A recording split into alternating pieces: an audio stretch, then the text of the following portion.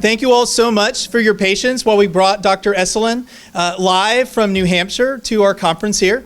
Dr. Esolen is the Distinguished Professor of Humanities at Thales College. He's a prolific author and translator, having translated Dante's Commedia, a series of books in the Politically Incorrect Guide to Western Civilization, cinema. He maintains a blog called Word and Song. He's really a prolific author, a fantastic teacher and educator, and we're really privileged to have him at our conference today to talk about the virtue of prudence. Again, thank you all so much for your patience in getting Dr. Esolen here over Zoom. Technology is an amazing thing that we're able to bring such a bright mind in the field of classical education right here to Wake Forest, North Carolina.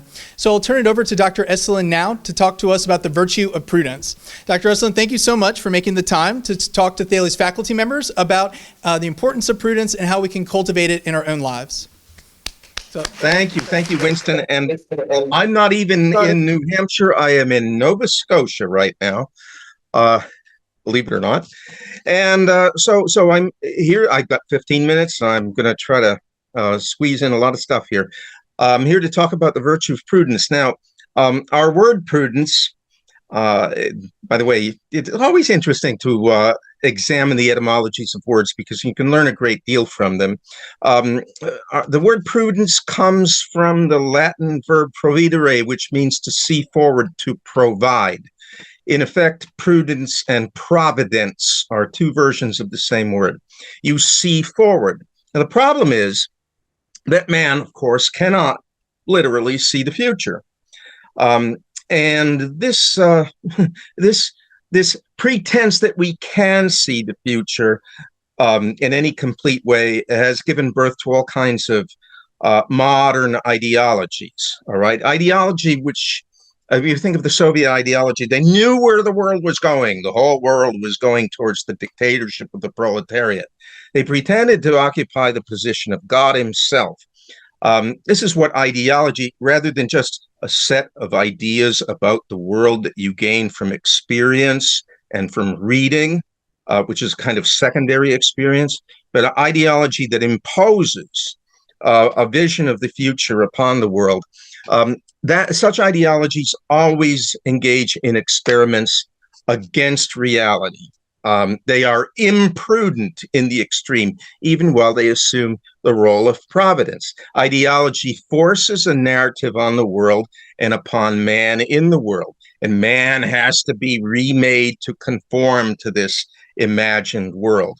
But man is not going to be remade because man is basically what man is. Therefore, all these ideologies end in frustration and anger. And we've seen this throughout the 20th century. We see it right now. Let's pretend, in fact, that the sexes don't have their embodied nature. And we go along merrily with that, and then things begin to break down, and we scratch our heads and say, gee, I wonder what went wrong. Well, what went wrong? Prudent and upon what's real and occupy the place of God himself. Both God is writer. Now, what can man see? Okay, man can see the past. And this is a really important thing. It's one of the things that man can do. He can see the past. For truly prudent is a storehouse of exemption and imprudence. History teaches us both by its failures, and I know what people say, those who do not study history are condemned to repeat it.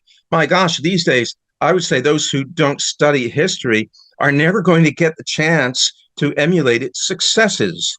After all, history teaches about those too, right? Its failures are often catastrophic. Its successes are sometimes glorious indeed. When something has succeeded, we should say, hey, even though it doesn't seem to conform to whatever reigning ideology there is out there now, that actually worked. I wonder why. For example, and I fought it out with over this with people lately, the British school system of the 19th century, with all its acknowledged cruelties, and they could be quite cruel, but not everywhere, not always. That British school system produced men who brought civilization to many a wilderness all over the world. I've read an account of a young man from Britain, not much older than our college students here, if that at all, who died while exploring the jungles of interior Borneo. He didn't die of his own of some foolishness. I mean, you were exposed to disease and other kinds of accidents.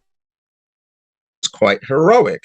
They brought civilization to those wildernesses. They explored the hearts of jungles and the vast reaches of Arctic or Antarctic ice. They led the world in scientific investigation. I mean, who are the people in the 19th century who were doing more to make others in the world aware of indigenous cultures all over? Who did more of that than British, essentially British schoolboys who took the enthusiasms instilled in them in their own schools, and German schoolboys, a little bit of a different system there. They did the same kind of thing. They were the world's great ethnographers. Something about that classical education allowed these mere schoolboys, now grown up a bit, to in which the sun never set. Not saying that the British Empire was perfect or that it was full of saintly people, but my gosh, look what it did. And look what our own educational system now evidently does not do. So we can see the past, and we ought to be humble enough and grateful enough to learn from it. Another thing that man can do, he can see the present, okay? And for truly prudent people, what you need is a frank and unsentimental appraisal of the world and of human nature. You can't let the cool ideas that are out there, even cool ideas from your own set, your own friends, you can't let them determine how you look at what's right in front of your nose, okay? So, for instance, human nature does not change. We understand the motives of an Odysseus from the poet Homer writing almost 3,000 years ago. Okay, that's because the nature of man does not change. We recognize the kinds of people he talks about. We recognize them. You've got to see what the world is. You can't build a house with straw or with sticks. You can't span a river with paper. You can't lead human beings to glory by mere words. Words are important, but you need more. Everywhere you turn, you're beset by limits. And these limits are often tied in with the very dynamism of a creature. Instead of being frustrated by these limits, what the truly prudent person does is to work with them. You work with nature, not against it. In our time, I don't know, I mean, even air flight is to work with the nature of air. And air pressure. In our time, the nature of male and female is most commonly denied or violated. Don't do that. Let the wind fill you. Let the wind fill your sails. If you work with nature, if you work against it, it's like taking down the sails. And you were forced to make your way across the sea by brute force, by brute rowing. And your arms get tired of rowing against the stream. You end up losing all control over the ship. You end up exhausted and spiritless. And you don't say what you obviously should say. Hey, maybe my initial assumptions about the world were wrong. Okay? I mean, maybe I ought to have been working with nature as a power instead of being angry with it because it supposedly imposes limits on me. Okay, you can see the present, and we ought to see it and not let whatever crazy ideas are out there, including from your own friends and your own set, as I've said, to determine what it is that you're looking at, what are its properties, what are its capacities, whether what seems a limitation in one regard is actually a strength or a dynamism if used prudently in another regard. Okay. Now, so I say man can't see the future, but he can see the past through study of history, and he can see the present through the virtue of honesty and humility, submitting to what is, rather than pretending to be God. But there is a sense in which man can see the future in a limited way, okay? He can see, and he ought to see the logical implications of the principles of his actions, right? And I'm not here talking about a slippery slope, which is somewhat of a fallacy. That is, you go from bad to worse, and so forth. You slip down the slope. I'm just talking about what a principle of action has already implied. So it's not below you on the slope. It's above you on the slope if it's a bad principle. You just haven't noticed that you've already bought it, okay? Somebody will eventually notice what a principle of action implies and will act upon that implication. It should have been foreseen because it was already there to be seen, okay? If, for instance, you say that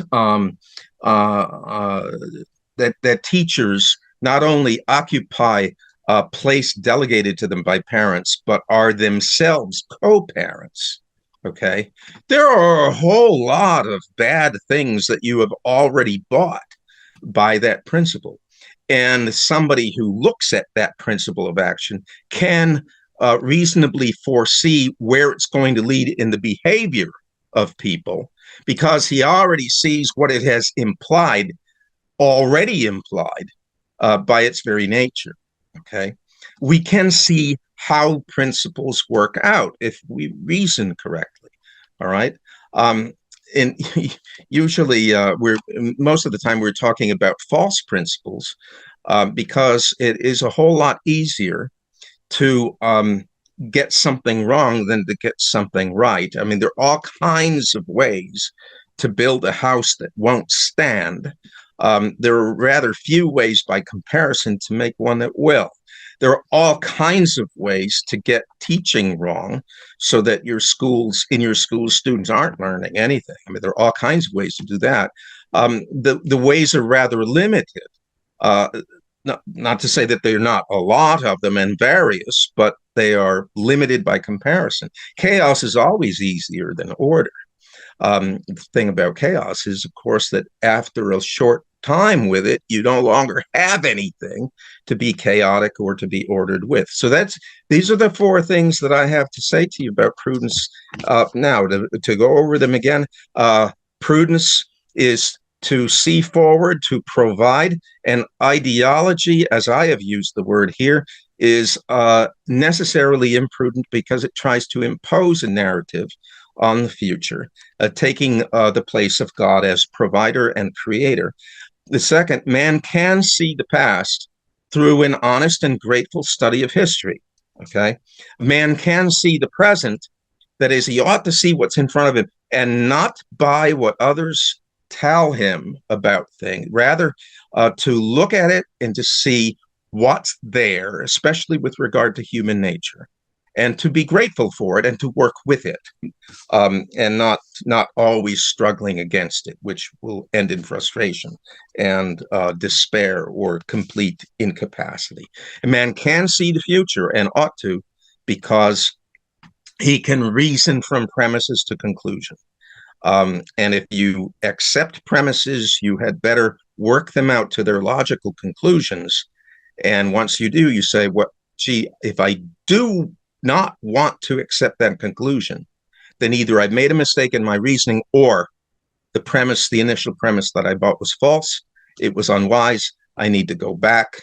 Okay, that is what the prudent person does. So I think I've scrunched that up into 14 minutes here, and I better give the microphone over to the next speaker. Thanks very much.